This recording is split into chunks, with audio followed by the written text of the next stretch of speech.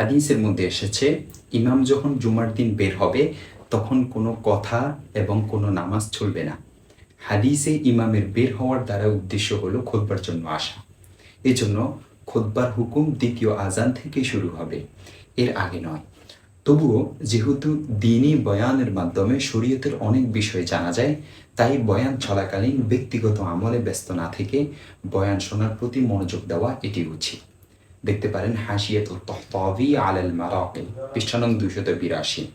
আর তারিকুল মুমাজ্জাদ 1 নং খণ্ড 603 নং পৃষ্ঠা।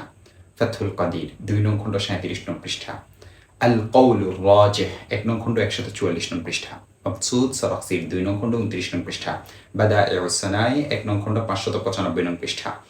আরও দেখতে পারেন হাসিয়াতুদ দুরার আলাল গুরার 1 নং খণ্ড 86 নং পৃষ্ঠা। আল বাহরুল রাইক 2 নং খণ্ড 155 নং পৃষ্ঠা।